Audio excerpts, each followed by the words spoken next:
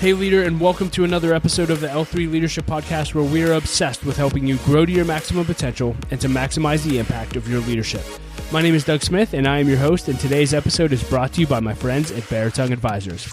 We also recorded this episode live from the new Return.com studio. If you're new to the podcast, welcome. I'm so glad that you're here, and I hope that you'll enjoy our content and become a subscriber. Know that you can also watch all of our episodes over on our YouTube channel, so make sure you're subscribed there as well. And as always, if you've been listening to the podcast for a while and it's made an impact on your life, it would mean the world to me if you would leave us a rating and review on Apple Podcasts or Spotify or whatever app you listen to podcasts through. That really does help us to grow our audience and reach more leaders, so thank you in advance for that. Well, leader, in this week's episode of the podcast, you are in for a treat. You're going to hear my conversation with Coach Anson Dorrance, who is an absolute legend. If you're unfamiliar with Coach, let me just tell you a little bit about him. Anson has been coach of the University of North Carolina's women's soccer team for over 47 years. In fact, he is the one and only coach that the program has ever had. And under his coaching and leadership, he has led the teams that he's led to 22 national championships. He has been 8-time Coach of the Year. He was coach of the 1991 World Cup champion team, Team USA. He's a Hall of Famer, a leader, and mentor to so many. And in our conversation, you're going to hear him talk about what he calls the competitive cauldron, which is incredible. You're going to hear him talk about what separated him from all the other coaches in competition, what separates the great players from everybody else, how to draw potential out of others, and so much more. And all I can really tell you is buckle up, get out your pen and paper, and get ready to take a massive amount of notes. This was one of my favorite interviews of all time, and I just can't wait for you to listen.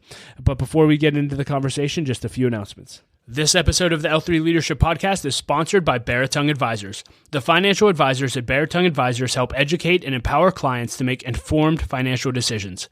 You can find out how Beartongue Advisors can help you develop a customized financial plan for your financial future by visiting their website at beartongueadvisors.com. That's BERATUNG advisors.com. Securities and investment products and services offered through LPL Financial, member FINRA and SIPC. Beartongue Advisors, LPL Financial, and L3 Leadership are separate entities. I also want to thank our sponsor, Henny Jewelers. They're a jeweler owned by my friend and mentor, John Henny. And my wife, Laura, and I got our engagement and wedding rings through Henny Jewelers and had an incredible experience. And not only do they have great jewelry, but they also invest in people. In fact, for every couple that comes in engaged, they give them a book to help them prepare for marriage. And we just love that. So if you're in need of a good jeweler, check out hennyjewelers.com. And I also want to thank our new sponsor, Return.com. And leader, let me just ask you this. Have you ever had an interest in investing in real estate? Well, now for as little as $500, you can become a commercial real estate investor. Just visit Return.com to learn more. That's REITURN.com. Investing involves risk. Please consult the Return Offering Circular if you're interested in investing. And with all that being said, here's my conversation with Coach Anson Dorrance.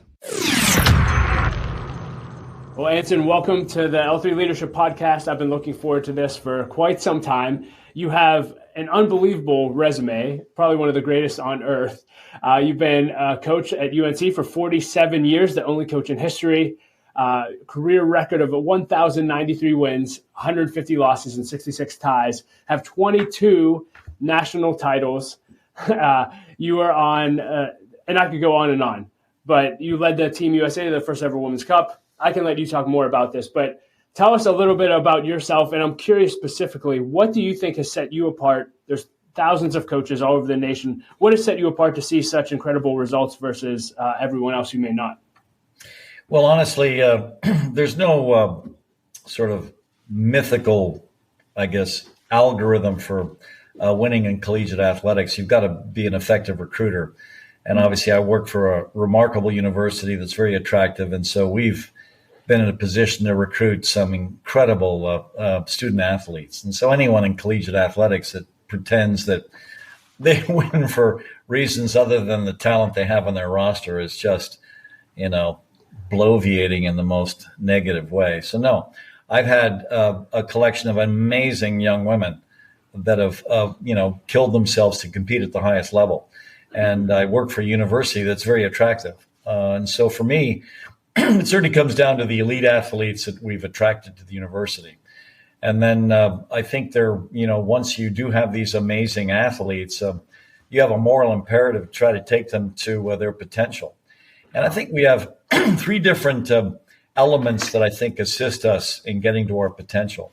And the first element is something that I think is talked about consistently. And I appreciate the fact that it is talked about consistently because this has been a huge weapon for us from the beginning. I believe that if you want to become elite at anything, you've got to compete. And so this thing that we've stolen from Dean Smith and the men's basketball team here at the University of North Carolina has served us incredibly well. And it's a thing we call the competitive cauldron. And I'll share the backstory for it because I think you'll appreciate this. I was a young coach here at UNC, wet behind the ears, and we had this absolutely brilliant man on campus that we all admired by the name of Dean Smith. And for those of you that don't know who this gentleman is, this is Michael Jordan's college basketball coach. And he was an extraordinary man, not just an extraordinary coach. He was an extraordinary man.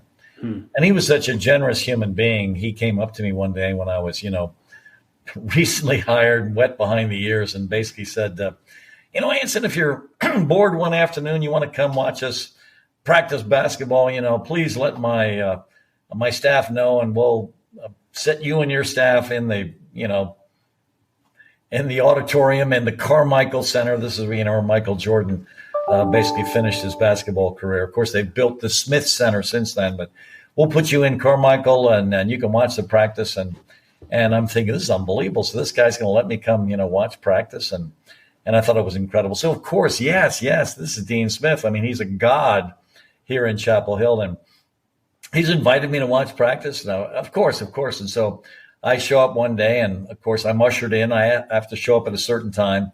It's incredibly structured. And I have to sit in a certain place with my assistants. We're not allowed to talk during the practice, so we're not interfering with what's going on.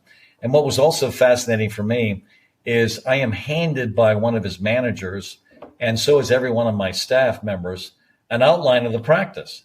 And I'm looking down at this thing, and first of all, I can't believe it because it looks like he's organized the practice to the minute.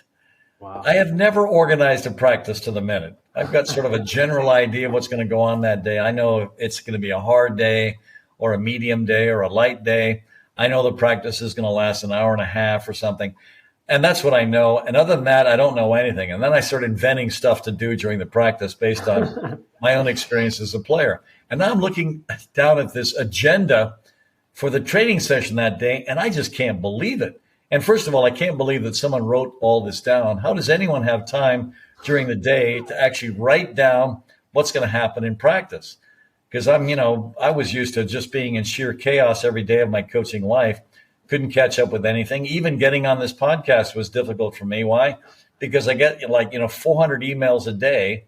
I am harassed from every possible corridor, which is why I wanted you to send me this link, 5 minutes before we're on. Why? Because if you sent it an hour before we were on, I'd never find it. So anyway, thank goodness we're actually on this thing together. But anyway, so I'm looking at this agenda and I am shocked. And then, of course, he follows it. So, at such and such a time, the warm-up begins. And then all of a sudden, noise goes off. And then they go to their first training environment. And the players all scatter going in different directions. The guards are going here. The forwards are going here. The bigs are underneath the basket playing 2v2 or something.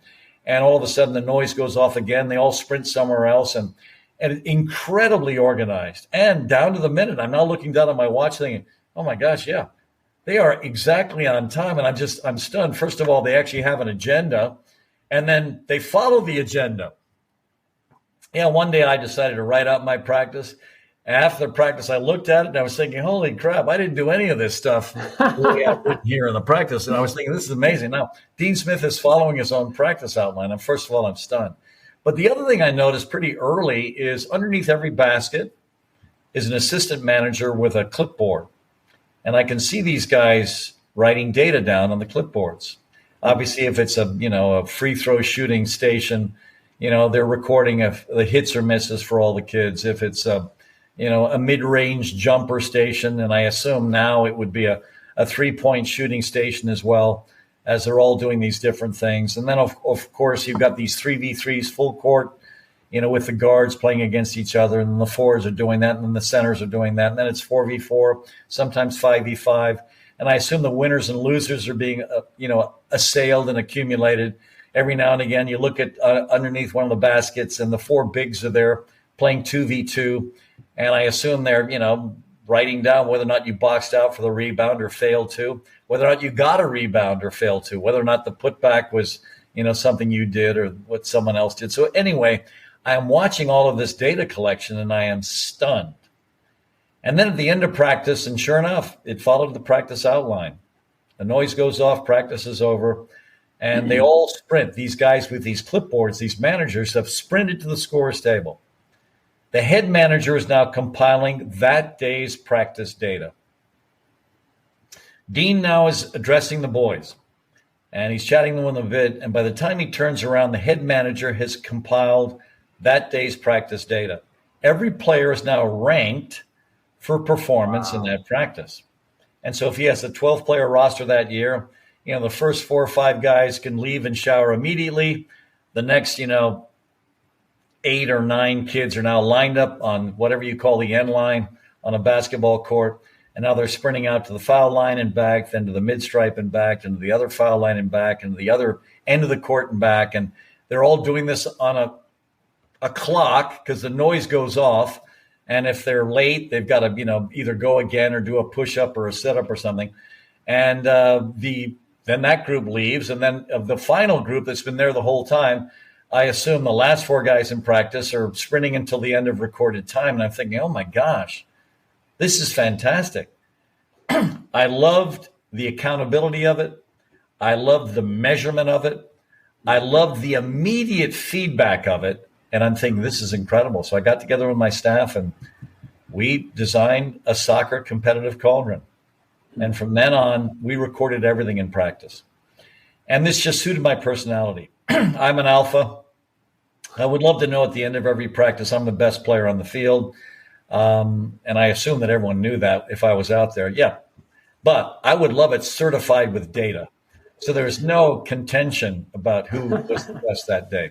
And so, yeah, data can certify it for you. So I love this. And so all of a sudden we started organizing practices where we would compete. Eventually, it ended up 28 different categories. And at the end of every practice, we'd assemble the data. And then my assistant analytics team would get together and they would rank the kids in practice. And then we would put on a bulletin board the next day for practice in 28 different categories where you ranked. We wouldn't necessarily do 28 different competitive things a day. We would obviously, at the beginning of the year, you're doing your fitness testing. So you would have, your beep test, which is a measure of your aerobic capacity. You would do sprint tests that would show your acceleration and your 30-meter speed. You would have agility tests and vertical jump tests. And that stuff is up there from the beginning, so you can see where you stack up against the rest of your teammates.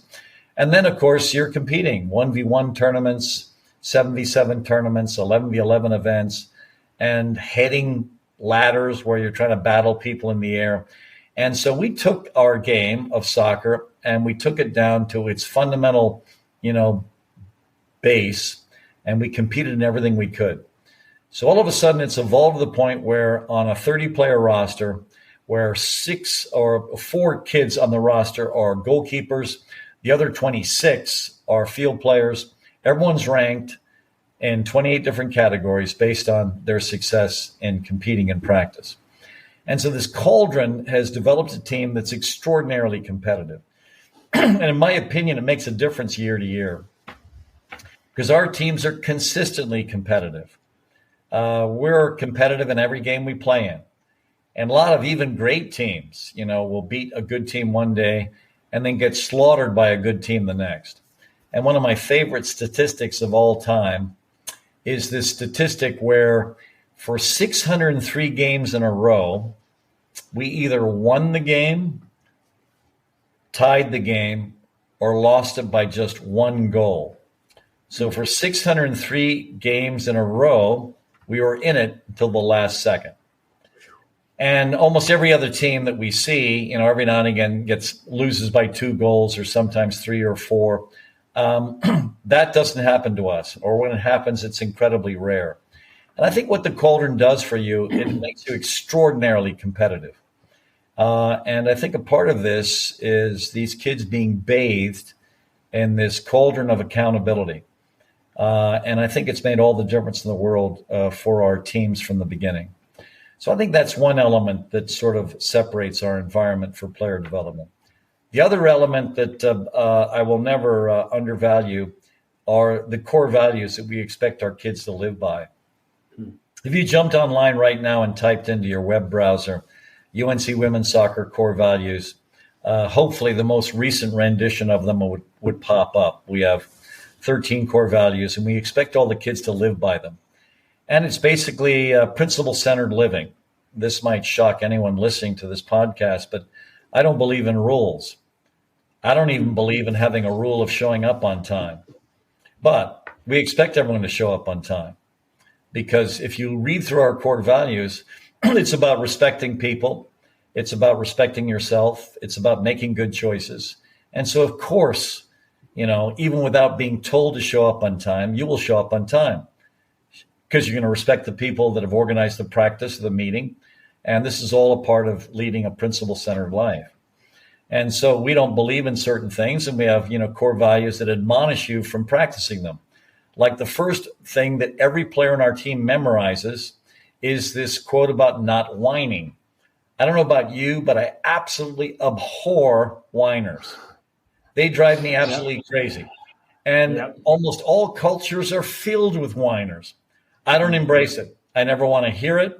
And so the first core value everyone memorizes that we expect them to live is a George Bernard Shaw quote about being a force of fortune instead of a feverish, selfish little cloud of ailments and grievances complaining that the world will not devote itself to making you happy.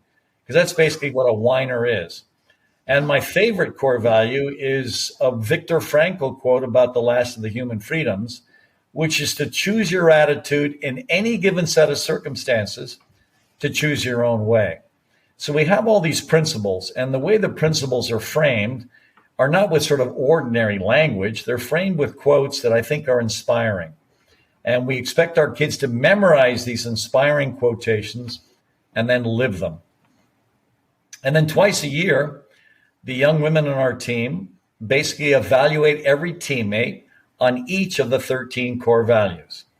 Wow. And if you were to attend our athletic banquet, basically in the spring of every year, the top award of this banquet is not the MVP. And by the way, we've had some extraordinary MVPs. I mean, Mia Hamm, Christine Lilly, Crystal Dunn, Tobin Heath, Cindy Parlow. I could go down a list of names that would just be shocking relative to most programs that are out there. So we have some amazing MVPs, but that's not the top award at our athletic banquet. The top award at our athletic banquet is the Kelly Muldoon Award for Character. So which player on the team, on basically a peer vote in living the 13 core values, lives a principle-centered life the best? So I think my main job as the women's soccer coach at the University of North Carolina is not to win ACC regular season championships or ACC tournament championships or national championships. I think my main job at the University of North Carolina is to help cultivate and develop extraordinary human beings. And so the cauldron is a critical element for us. The core values are another critical element. And then the final piece is a more modern problem. And this is the problem of basically getting everyone's personal narrative to the truth. What's happening right now is we're raising our kids differently. And the way we're raising them right now is we're raising them basically protecting them from the chaos of the universe. And in doing that, we're basically eliminating them having any standards, and we're eliminating them having any accountability. And I'm certainly not a sociologist or a psychologist, so I'm going to throw something out there. And who knows whether what I'm about to throw out is based in any sort of truth. But here's what I speculate. I speculate that somewhere back there, there was this self-esteem movement that was being developed by, who knows, maybe child psychologists or maybe a collection of sociologists. But I think it became mainstream. And I think the theory back then was, all right, I want my children to develop an incredible amount of self-esteem. And one of the best ways to create self-esteem is to obviously be positive with your children. And please don't think I'm sitting here telling everyone not to be positive with your children. Of course you should be. But I think what ended up happening is that sentiment, which I think originally was a positive one, went in the wrong direction.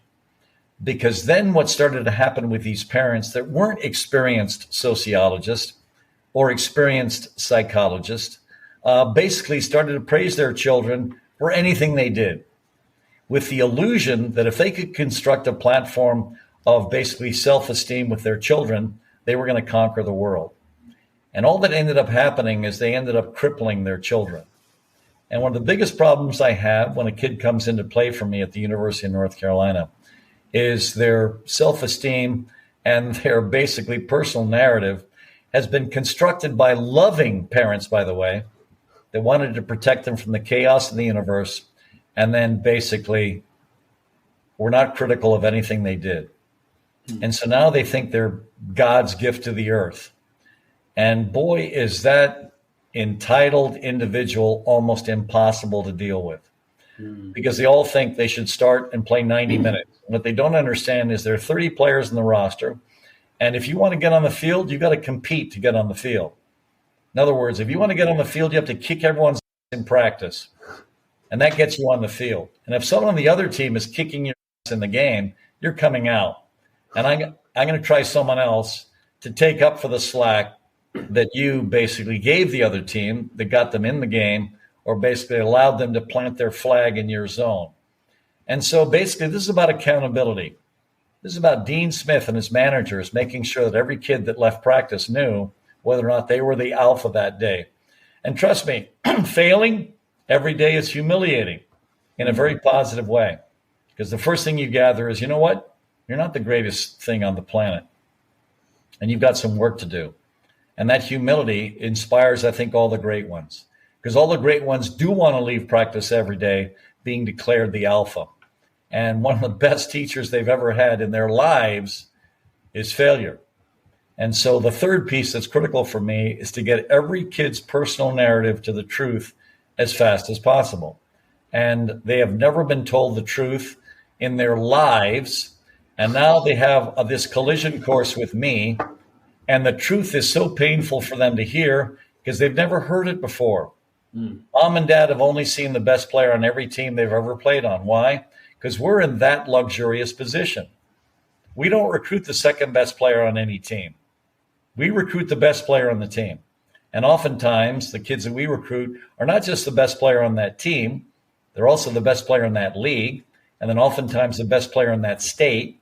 And oftentimes, again, the best player east of the Mississippi. And sometimes the best player in the country. So all these kids are coming in together. And guess what? With all those kids here, there's a new hierarchy. They're not the best anymore. And now they've got to learn to live with the fact that they've got to do more work and then possibly be this thing called coachable, which means listening to the stuff we're sharing with them if they want to get to the promised land. And this is difficult for them. They've never suffered in this way their whole lives. And then, of course, who are their touchstones following a practice or following a game? Their parents. And their parents are listening to them. And what are they telling their parents? A lot of the times, they're telling their parents absolute BS. There's very few kids call home and say, oh, by the way, we had our first practice today. And by the way, my was handed to me in every single minute of the practice. Very rarely does a kid call home with that. But by the way, in a lot of these practices, their were handed to them. But it's not information they're sharing with their parents. So, honey, how did it go today? Oh, mom and dad, it was great. I did a really good job, and I did this and that and the other thing. And all of a sudden, now the parent is shocked on the weekend when their kid is not even getting into the game. And now, of course, who's to blame? Well, I'm to blame. Why am I to blame? Because their little darling, who clearly was awesome, isn't being played. And so it's really funny. And so what was really cool is obviously being a part of an elite university. We have these brilliant men and women that come lecture to us all the time on the sort of people we're dealing with. And so I remember this, and I'll remember this for the rest of my life. Every 5 years or so, we bring in the eminent sociologists to tell us who we're recruiting, who we're coaching, to help us so we don't make any egregious errors. And so this guy came in 2012, and he was the eminent sociologist on campus, and he was a brilliant lecturer. And honestly, between you and me right now, I can't remember a thing he said. And the reason I can't remember a thing he said, because the first slides he showed with all of us, I will remember for the rest of my life. And it was a summary of what he was saying in the lecture. And here's what they are. The first slide he put on the board had the date 1969 at the top. I'll never forget that date. That's the date I graduated from high school. That's why I brought in from the next room someone that was born, a lot later. They had to fix this computer so I could actually get on your podcast, because I was, graduated high school in 1969. So in that slide, 1969, this kid is coming home from school, and this kid has all F's on his report card. The parents are screaming at the kid. Then the next slide shifted to the year he was giving the lecture, which was 2012. 2012, the kid comes home from school, all F's on his report card, and now what's happening? The parents are screaming at the teacher. So there's been a paradigm shift. So now, of course, it's not your fault, honey. This teacher obviously doesn't know what they're doing. She's not teaching you properly. Obviously, if they taught you properly and inspired you, you would have an A on this. And now you're certainly being undermined by this destructive teacher. And now the kid's feeling great because, of course, it's the teacher's fault. It's not the teacher's fault. It's the culture in the home's fault. And all of a sudden, what they're doing for their poor little kid, they've completely eliminated standards from this kid's life, because whatever the kid does is absolutely fine. But the other thing they're undermining is they're undermining authority figures for this child. And so now anyone they collide with for the rest of their lives, the kid's going to assume that this person is compromising them. And the parent has just turned this basically bag of garbage into someone that's never going to succeed in the real world. Wow. And that's on them. So what's my job? My job is to try to convert them into people that see the truth now. Because guess what? You've got some work to do. So if I had to, summarize, what we do here, I would put it in those three silos. Obviously, we can drill into any part of those three that you like. Yeah. Two follow-up questions to that specifically. One, I am curious. I mean, you're getting the most competitive kids on the planet, and they're still coming in with that entitlement attitude. You said it's almost near impossible to turn them. How often do you actually see someone come in that can actually change and develop the humility necessary to do whatever it takes to get to where they need to go? Well, these are the superstars. Every now and again, you'll bring in a kid that right out of the get-go is taking responsibility for everything. And obviously, there are a combination of factors with that. One is they're well-raised, and they do respect authority. So when you tell them they need to do this, they jump on it immediately. They don't whine and complain to their parents about it. They're the masters of their own universe, and they don't require, any sort of gentle hugs from their parents to survive. These are kids that they're going to make it. And so those are the the kids that can step in. And along the way, their parents have educated them about failure and the value of failure and the value of taking responsibility for everything. And so we've got a whole set of core values that will help them go in that direction. In fact, let me see if I can find our book right here. So, so here is, I had a class of leaders that was really concerned with this sort of thing infecting the team. And so I'll read this thing to you. This is our 13th core value.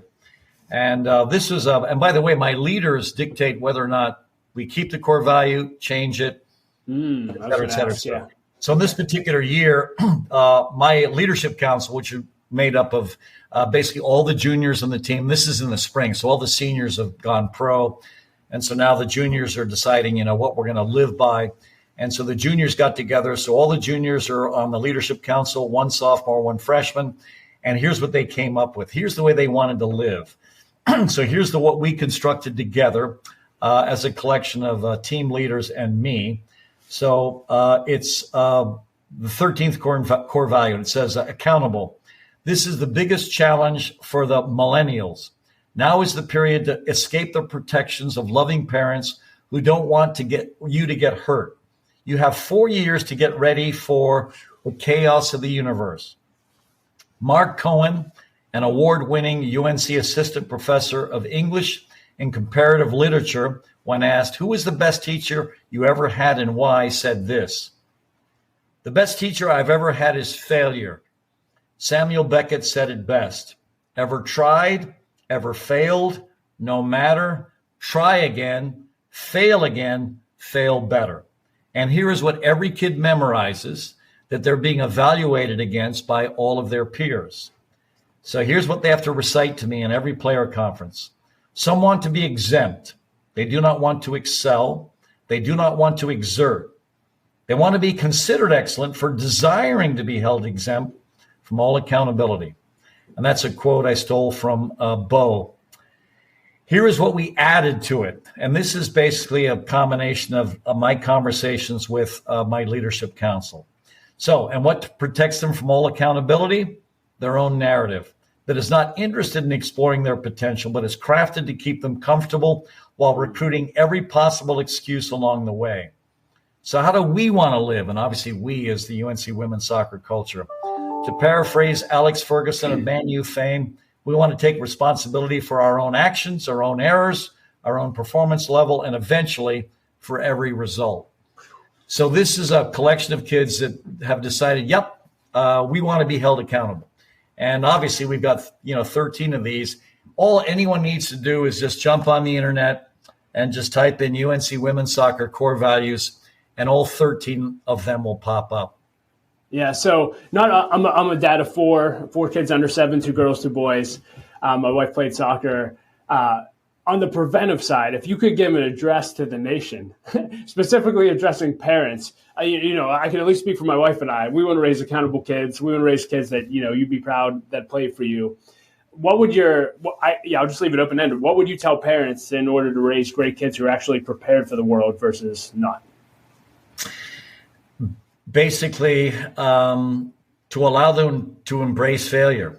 And in my opinion, one of the greatest aspects of sport is failing and coming back. Failing and coming back again. Failing and coming back again. Because, boy, you develop a certain resilience level that's absolutely remarkable. But also, don't have any delusions of grandeur. My wife and I joke about this all the time. I've got a kid, she's in her early 40s now. She was, climbing the dance world. And, of course, I deal with these parents who, have a completely bizarre view of their own children.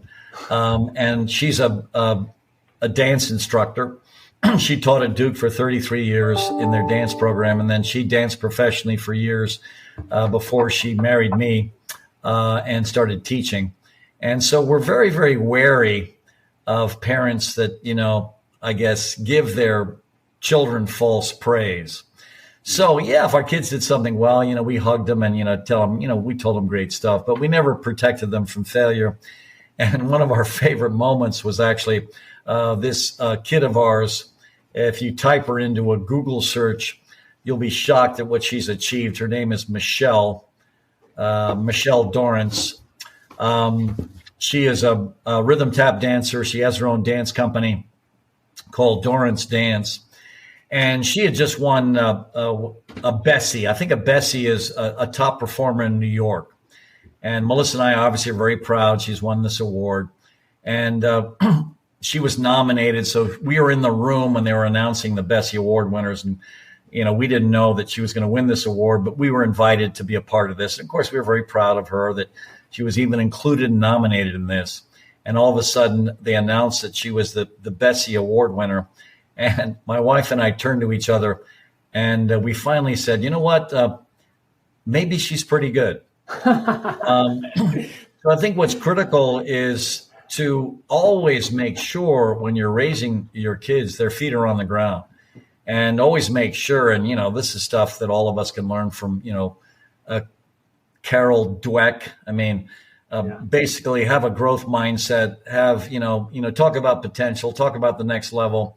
Never talk about, you've done enough or you've arrived, because that's the first day of you going backwards.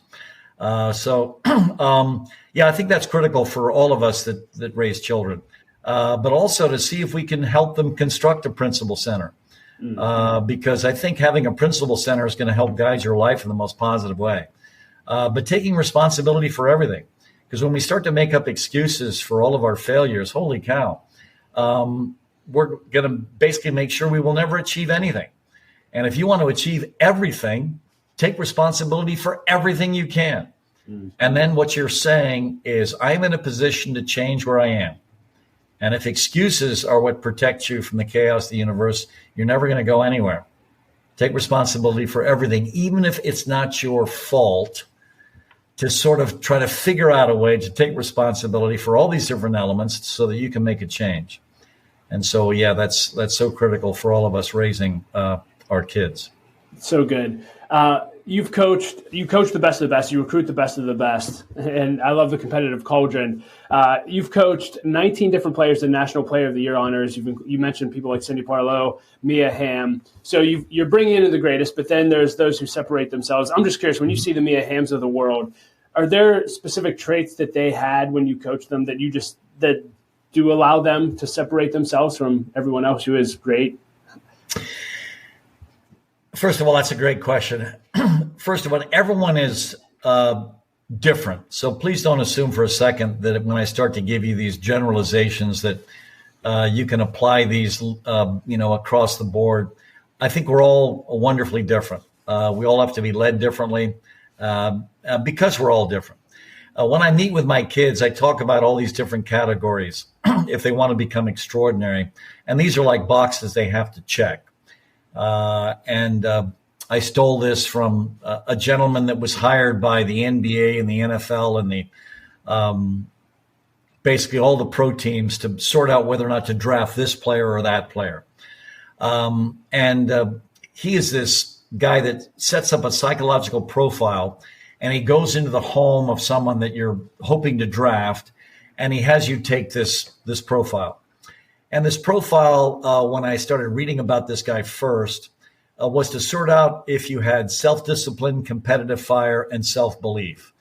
And this guy had an incredible hit rate. 85% of the time when he was given someone to assess and you followed his advice, he was spot on. Wow. So he had a 15%, failure rate, but 85% successful. So if you went in and you had this guy and you hired this guy and you were saying, well, should I, draft Michael Jordan? And Michael Jordan filled this profile out. And sure enough, he came up in spades with self-discipline, competitive fire, and self-belief. And then this guy would say, yeah, obviously draft this guy. But there are a lot of people out there, even Heisman Trophy winners in football, that don't make it in professional football. And so, and all of us know, and obviously on draft day, the stories are legend for the people that are, drafted first that don't make it, and people that are drafted last that make it. And of course, what's the greatest story of all time? It's Tom Brady. Tom Brady, yep. Tom Brady drafted 199th. Are you freaking kidding me? So all these guys that were paid a small fortune to assess talent drafted this guy 199th. Can we go back and fire that whole talent, advisors? I mean, are you kidding me? That guy will retire the greatest football player of all time, and he's drafted at 199th. And the reason I'm bringing up this story is because it's so difficult to assess talent. So what are the elements that are going to stretch you? What are the elements that are going to take you to the promised land? So I start with those three. The cauldron, your rank in the cauldron is your competitive fire rank. Your other ranks can be assessed other ways in the different data collections that we use. So self-discipline, we basically use fitness testing. Competitive fire, we use the cauldron. And self-belief is something I will not touch. I will never negatively touch anyone's self-belief. So if a kid thinks they're God's gift to the game, I'm never going to say you're not. Because you know what? If I think you suck and you think you're great, it's going to be shocking how often you're going to have your own self-belief and get to a completely different level because of that self-belief. So a kid gets to give her own self-belief grade in a player conference with me, and I'm never going to touch it. Because I've had several players that looking at them, I'm thinking, you are the most ordinary creature of all, but your self-belief is off the charts. Then it's amazing what you can do with this self-belief. Wow. And so that's something I am never going to touch. But we have other categories we look at. I call this the love trilogy. If you want to become elite in soccer, you've got to love the ball, you've got to love playing the game, and you've got to love watching the game. And if those three loves aren't a part of your soccer development, you're never going to make it at the highest level. If you don't love the ball, you're not going to spend enough time with it to master it. So anyone that's watched Tobin Heath play, that young lady loved the ball. And as a result, she had this amazing ball mastery that all of us love her for just because watching her play, it's clear she mastered the ball. So self-discipline, competitive fire, self-belief, love of the ball, love of playing the game, love of watching the game. These are all critical.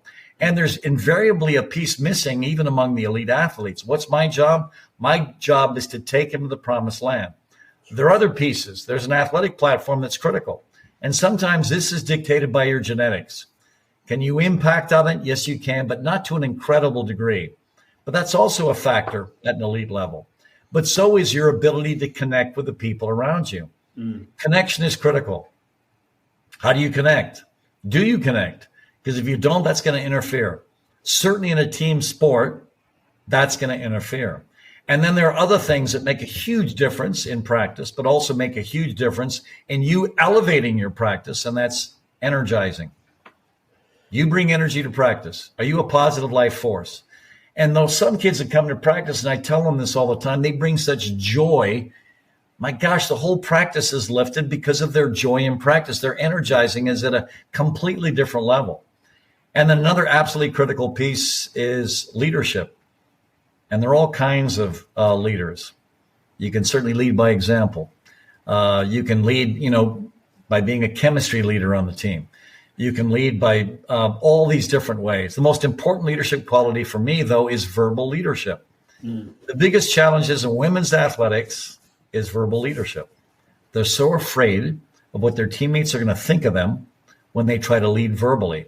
Wow. And as a result, it prevents so many of them from being these extroverted, aggressive, classic verbal leaders. And we've got to change that in our culture when we raise these extraordinary young women.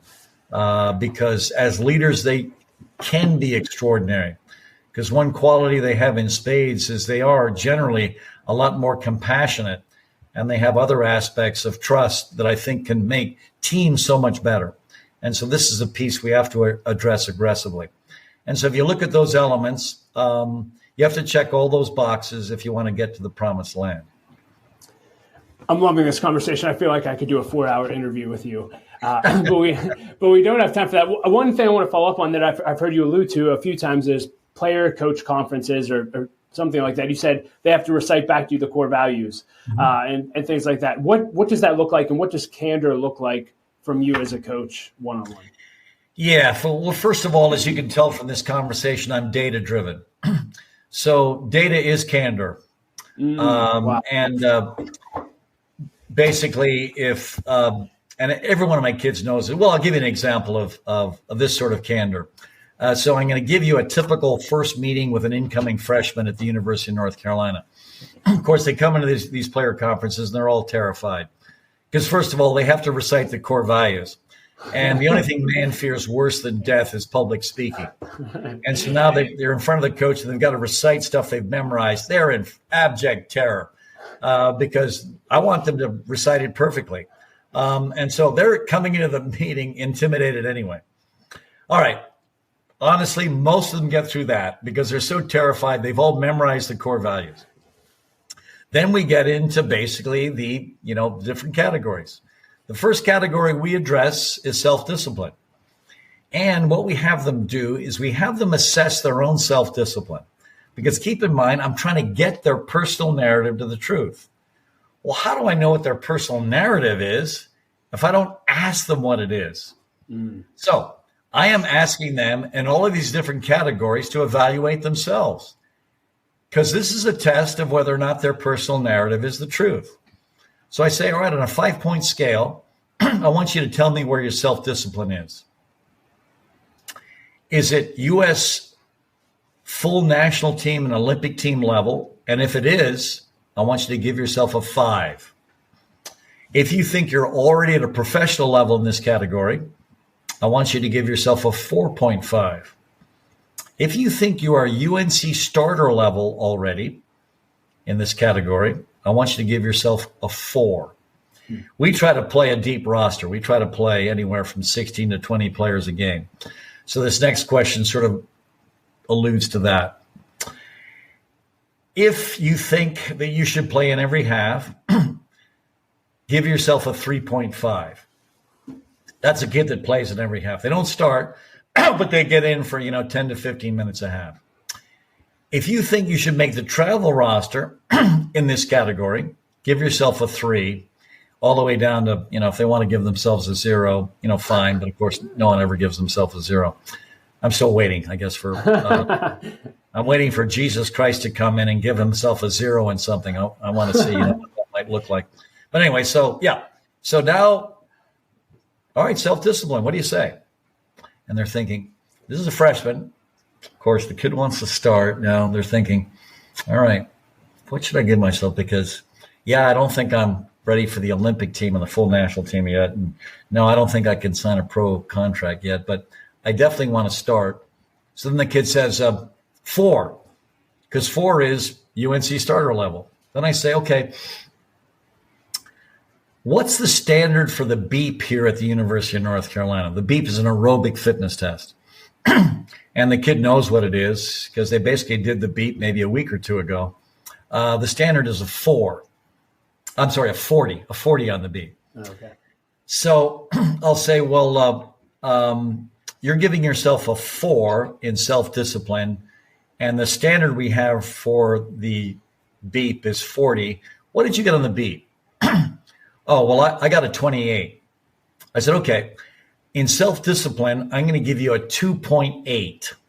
And all of a sudden now the dream of starting has been absolutely shattered. And now she is in even more terror because now she has this huge fear that I have a data point for every single category. Wow. And now she is absolutely sweating herself. So now lying has gone out the window for the rest of the player conference. Now she's realized that, lying is just not going to cut it with this guy. This is going to be incredibly brutal.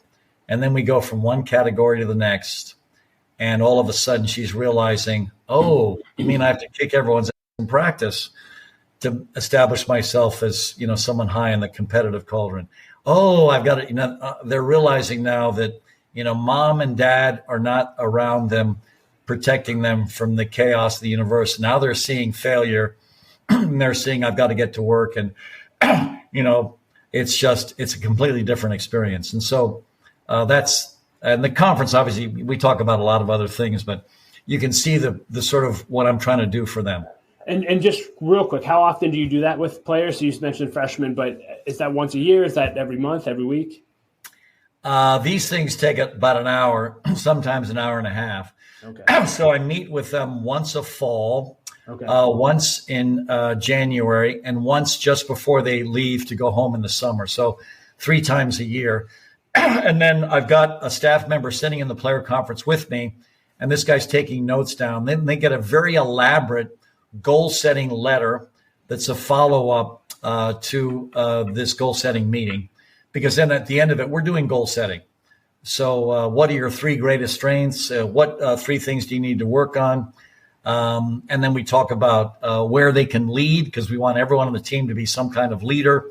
And it's a very in-depth, basically performance review, if you will.